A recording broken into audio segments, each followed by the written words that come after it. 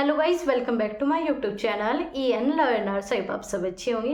तो चलिए गाइस, आज की वीडियो को स्टार्ट करेंगे। तो आज का टॉपिक आपका रहने वाला है DSSB 2024 की तैयारी आप किस प्रकार से कर सकते हो। टाइम आपके पास कम है, चीज़ें आपको इतनी सारी पढ़नी है, तो क्या चीज़ें किस प्रकार से, कहाँ से, कैसे कवर करनी है, हर एक पॉइंट के ऊपर बात करेंगे। तो ये वीडियो जो है आप सभी PGT, TGT, PRT कोई भी स्टूडेंट DSSB 2024 की तैयारी कर रहा है तो उसके लिए वीडियो रहने वाली है।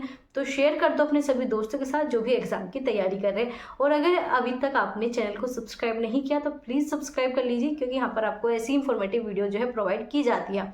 तो जैसे कि बात करें हम आपका DSSB 2024 टीचिंग एग्जाम में अगर आपसे पूछा जाए सबसे बेस्ट नौकरी कौन सी है, तो आपको यही देखने को मिलेगी DSSB। ठीक है, यहाँ पर आपकी सबसे बेस्ट नौकरी मानी जाती है टीचिंग की सभी नौकरी बेस्ट है, लेकिन जो सबसे कह सकते हैं कंफर्टेबल जोन में सबसे बेहतरीन आपकी जॉब जो है यही वाली होती है, दिल्ली में टीचर बनने की। तो यहाँ पर जो आपको सिलेबस देखने को मिलता है वो आपका 2 पार्ट में डिवाइड होता है, और इसमें भी आपका सबसे मेन होता है कि आप एक सेक्शन खोलने के बाद दूसरे सेक्शन पर नहीं जा सकते। तो ये भी चीज़ें बताते हैं, जैसे कि आपका पार्ट ए हो गया तो आपको इसमें सेक्शन डिवाइड होते हैं। अगर आपने एक सेक्शन ओपन कर लिया तो उसे कंप्लीट करने के बाद ही दूसरे पर जाओगे।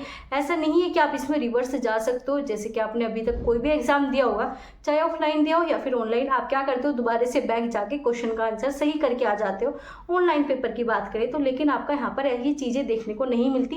यहाँ पर अगर आपने कोई टिक कर दिया, आपने क्लिक कर दिया, तो आप दोबारा से वापस जाकर उसे ठीक करके नहीं आ सकते अगर आपने उस सेक्शन से बाहर निकल गए। तो यहाँ पर ये चीज़ें होती है। तो जैसे कि अभी हम आपको बता रहे थे, आपका पार्ट ए और आपका पार्ट बी 2 तरीके से आपको यहाँ पर देखने को मिलता है। चाहे आप किसी भी वर्ग में आते हो, PRT, TGT या फिर PGT, तीनों में ही आपका सेम चीज़ें रहती है। अगर बात करें आपका पार्ट ए, तो ये आपका 5 पार्ट में डिवाइड होता है। 5 पार्ट मतलब आपको यहाँ पर एक पार्ट में 20 क्वेश्चन आएंगे, तो टोटल हो जाता है आपका 100 मार्क्स का। अगर हम सबसे फर्स्ट की बात करें हिंदी, सबसे पहले हम हिंदी की बात करेंगे, तैयारी कैसे करें, क्या सारी चीज़ें। तो हिंदी एक आपका ऐसा सब्जेक्ट है जिसमें आप 20 में से 20 या फिर 20 में से 19 आप आराम से सही कर लेते हो, क्योंकि इसमें ऐसा तो है नहीं कि आपका साहित्य पूछा जाएगा। नॉर्मल से आपकी व्याकरण आती है, और व्याकरण के ऊपर मैंने आपकी डेली क्लासेस भी कराई है। और DSSB को ध्यान में रखते हुए आपका यहाँ पर 20 क्वेश्चन आपके डेली कराए जा रहे हैं, जिसमें आपके जितने भी PYQ है प्लस आपके कॉन्सेप्ट डिटेल में समझते हैं। अगर आप वो क्लासेस कर लेते हो तो 20 में से आपके 19-18 कहीं भी नहीं गए। बस आपको उन क्लासेस को देखना है, समझना है।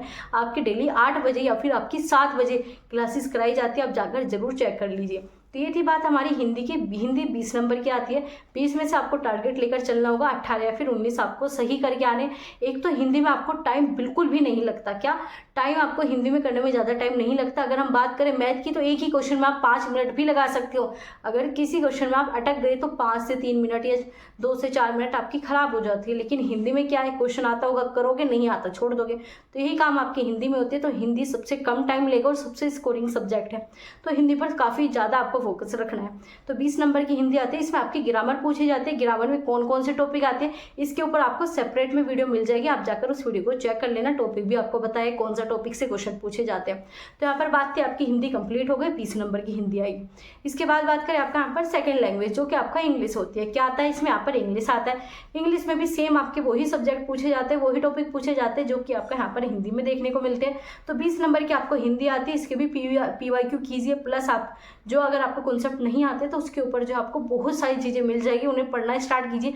और सबसे बेस्ट तरीका है, जितना ज़्यादा खुद से पढ़ोगे उतनी चीज़ें अच्छी समझोगे।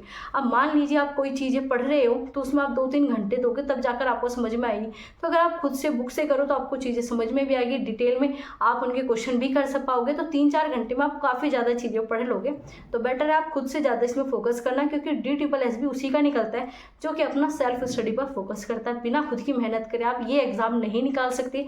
CTET निकाल लिया किसी और के बदौलत, मतलब किसी और टीचर के डिपेंड होकर, लेकिन इसमें खुद के ऊपर आपको डिपेंड होना होगा। इस चीज़ को आपको ध्यान में रखना है। तो 20 नंबर की आपके यहाँ पर अंग्रेजी आती है, इंग्लिश आती है, तो आपके टोटल हो गए 40 नंबर। अब बात करें आपका 20 नंबर का यहाँ पर मैथ आता है। मैथ ऐसा भी इजी नहीं आता कि आप ऐसे ही कर लोगे, मैथ अच्छे लेवल का आता है। तो आपका अगर मैथ कमज़ोर है तो आप इसी की प्रैक्टिस करना स्टार्ट कीजिए, कॉन्सेप्ट समझना स्टार्ट कीजिए। और सबसे बेस्ट तरीका है प्रीवियस ईयर चीज़ें लगाइए, उसमें जो भी टॉपिक आए उनको चीज़ों को क्लियर करना स्टार्ट कीजिए। अब बात करें प्रीवियस ईयर किस चीज़ के लगाने, तो आपको PGT, TGT सभी वर्गों के प्रीवियस ईयर पेपर लगा लीजिए, क्योंकि पार्ट ए जो है सभी का सिमिलर होता है, अलग नहीं होता। तो पार्ट ए के लिए आपको क्या करना है, सभी के प्रीवियस ईयर पेपर लगा देने हैं, चाहे नॉन टीचिंग का हो या फिर टीचिंग का। पार्ट ए सबका सिमिलर आता है। तो यहाँ पर आपका मैथ कंप्लीट होता है। मैथ की ही आपको स्ट्रैटेजी फॉलो करनी है। आगे बात करें रीजनिंग में भी आपको सेम यही चीज़ें करनी है। रीजनिंग में भी लिमिटेड चीज़ें पूछी जाती है, लिमिटेड आपके कॉन्सेप्ट है, उन्हीं से क्वेश्चन आपके डायरेक्ट बनते हैं। तो उन कॉन्सेप्ट को समझिए। अगर आपने पहले कभी भी कॉम्पिटिशन के एग्जाम की तैयारी की है तो कॉन्सेप्ट आपको आता होगा, तो सिर्फ प्रैक्टिस पर फोकस कीजिए।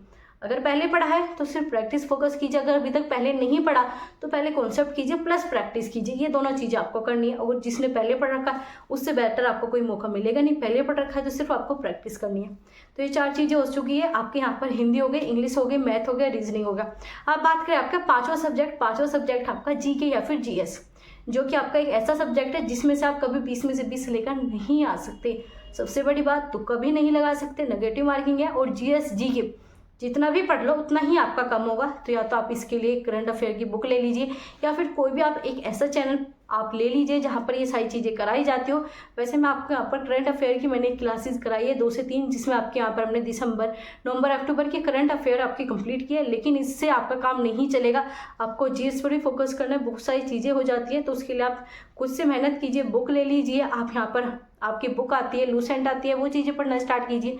या फिर आप प्रीवियस ईयर पेपर देखिए, उसमें समझिए भाई इस टॉपिक से इतने क्वेश्चन आते हैं, तो उस पर फोकस कीजिए। जैसे पॉलिटी हो गई, इसमें ज़्यादा क्वेश्चन पूछे जा रहे हैं, हिस्ट्री में ज़्यादा है, तो फिर करंट अफेयर में ज़्यादा है। तो उन सब चीज़ों के अकॉर्डिंग आपको अपनी तैयारी करनी है।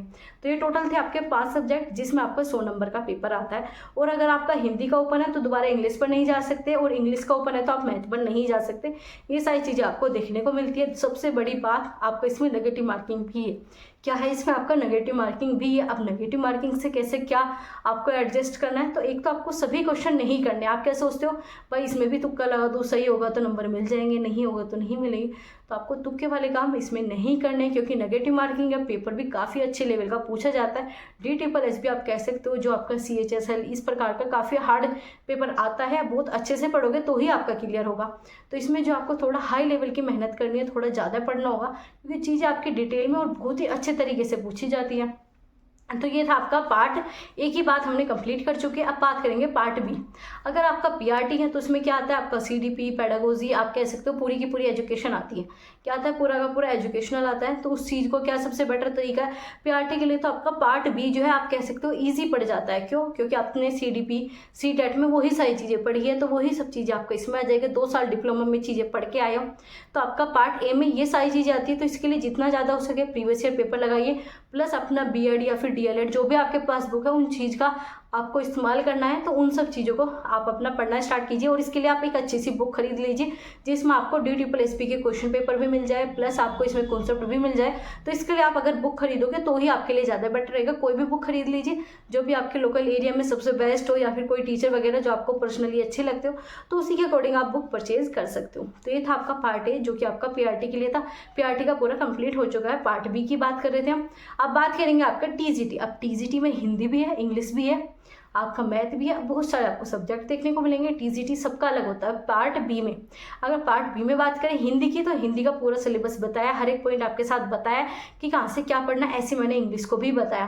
तो इन 2 पर बात नहीं करेंगे। बाकी की बात करें गणित, और गणित के लिए सबसे ईजी है बच्चों का क्या, प्रैक्टिस करना। जो बच्चा गणित के लिए प्रिपेयर कर रहा है तो क्या करना है, प्रैक्टिस करना है। आपको तो कुछ चीज़ें करनी भी नहीं है, बस मेहनत करते रहो, प्रैक्टिस करते रहो। इसके अलावा आपको कुछ खास नहीं करना। जो कॉन्सेप्ट नहीं आते उन कॉन्सेप्ट को क्लियर करो, क्योंकि रटने वाली चीज़ें आपके में नहीं है। रटने वाली सिर्फ आपका पार्ट ए में है, जिसमें कि आपका थोड़ा बहुत GS हो गया, आपका हिंदी, इंग्लिश, ये सारी चीज़ें होगी। तो इसमें क्या है, सिर्फ आपको मैथ में प्रैक्टिस करनी है। जितना ज़्यादा प्रैक्टिस करोगे उतना ज़्यादा आप अपना सिलेक्शन निकाल सकते हो। ऐसे आपके बाकी सब्जेक्ट है, आपको अपने सब्जेक्ट में बेटर पता है कि आपको किस प्रकार से काम करना। अगर बात करें PGT में भी सेम यही चीज़ें आती है हिंदी, इंग्लिश में, बस उसका थोड़ा सा लेवल हाई हो जाता है। ग्रेजुएशन के क्वेश्चन पूछे जाते हैं आपके। मान लीजिए इंग्लिश है तो इंग्लिश लिटरेचर आपका ग्रेजुएशन का काफ़ी अच्छा पूछा जाता है। बहुत सारे आपके पोएट आ जाते हैं, पोएट आपको प्रोज के भी देखने को मिलेंगे। काफ़ी चीज़ें आपको उसमें देखने को मिलती है। तो चीज़ें आपकी बढ़ जाती है, लेवल आपका थोड़ा सा अप हो जाता है, चीज़ें वही पूछी जाती है। बस कुछ आपके टॉपिक सिलेबस में कुछ चीज़ें ऐड डाउन हो जाती हैं। तो ये था आपका पार्ट ए और पार्ट बी दोनों के बारे में समझाया। पार्ट बी के लिए सबसे बेस्ट है कोई बुक खरीदिए, किसी भी जो भी आपका सब्जेक्ट है उसके अकॉर्डिंग कोई भी बुक खरीद लीजिए, प्लस उसके प्रीवियस ईयर पेपर की एक बुक खरीद लीजिए। दोनों चीज़ खरीद लीजिए, या ऑनलाइन मिल जाएगी तो ऑनलाइन भी प्रैक्टिस कर सकते हो, क्योंकि पेपर आपका ऑनलाइन है। आपको आदत ऑनलाइन ही डालनी है। आपको ऐसे नहीं करना कि कॉपी पेन पे लगे जा रहे हो आप प्रैक्टिस करने, प्रैक्टिस भी आपको ऑनलाइन मोड में करनी है, क्योंकि जिस प्रकार का एग्ज़ाम होता है उसी प्रकार से आपको प्रैक्टिस भी करनी चाहिए। क्योंकि बहुत से बच्चे क्या करते हैं, ऑनलाइन पेपर होता है प्रैक्टिस ऑफलाइन कर रहे हैं, फिर जब एग्ज़ाम के टाइम की बात करते हैं तो आपको स्क्रीन देखने में प्रॉब्लम होती है, तो काफ़ी चीज़ें हो जाती है। तो जैसा पैटर्न आपका एग्जाम में पूछा जाता है उसी के पैटर्न के अकॉर्डिंग आपको तैयारी करनी है। नेगेटिव मार्किंग है, इस चीज़ का आपको ध्यान रखना है, प्लस एक सेक्शन छोड़कर दूसरे पर नहीं जा सकते। और आपकी एक चीज़ इसमें बदलाव हुआ था, पहले क्या होता था, जो आपका पार्ट ए है इसमें भी आपको 40% लाने की आवश्यकता थी, जैसे कि 100 में से आपके 40 क्वेश्चन सही होने चाहिए, ऐसे आपका पार्ट बी में भी 100 में से 40 क्वेश्चन सही होने चाहिए। लेकिन अब जो है आपका यहाँ पर सबसे बड़ा बदलाव हो चुका है। DSSB ने बताया कि आपके दोनों सेक्शन को मिलाकर अगर आपके 80 मार्क्स आते हैं तो आप एक तरीके से माने जाओगे कि हाँ आप यहाँ पर जो है क्वालिफाई कर पाए हो, ठीक है। 40% जो आपका एक मिनिमम क्राइटेरिया रहता है किसी भी एग्जाम को क्लियर करने के लिए। मेरिट आपकी इतनी डाउन नहीं जाती, ऐसा नहीं है कि 40% लाओगे सिलेक्शन हो जाएगा, बिल्कुल भी नहीं होगा। क्या होता है इसमें कि 40% लाओगे तो आपको ये मान लिया जाता है हाँ इस बच्चे ने इस एग्जाम में अपेयर किया, मतलब आपने उसमें कह सकते हो आप एक प्रकार से पास करने वाली स्थिति में आ जाते हो। बाकी मेरिट के ऊपर डिपेंड करता है कितने मार्क्स पर मेरिट जाती है। अगर हम बात करें आपकी मेरिट जो है इस बार कितने मार्क्स पर जाने वाली है, तो अगर आपके 200 का ही आपका पेपर होता है तो 200 में से आपको कम से कम 130 या फिर आपको कह सकते हो 125 प्लस का टारगेट आपको कम से कम लेकर चलना होगा। ज़्यादा से ज़्यादा आप 200 के 200 भी लेकर चल सकते हो, लेकिन जो आपका सबसे कम है वो आपको 125 और 130 का आपको लेकर चलना होगा, ठीक है। इतना आपको टारगेट रखना है कि बस मेरे इतने क्वेश्चन बिल्कुल भी सही होने चाहिए, गलत नहीं होना चाहिए। नेगेटिव मार्किंग को हटाकर जो क्वेश्चन गलत करते हैं उन्हें हटाकर आपके 120, 125, 130 के आसपास सही होना चाहिए, तो आपका सिलेक्शन जो है होना बहुत ही अच्छा हो जाएगा। आपका सिलेक्शन होने के काफ़ी चांसेस हो जाएंगे। बस आपको तैयारी करनी है, टाइम आपके पास कम है, इधर उधर फिरने से बेटर है खुद से अच्छे से मेहनत कीजिए। पार्ट बी जो है आपको खुद से सबसे बेटर तरीके से क्लियर होगा। जितना ज़्यादा खुद से मेहनत करोगे उतना जो है आप कह सकते हो इसमें सिलेक्शन ले सकते हो।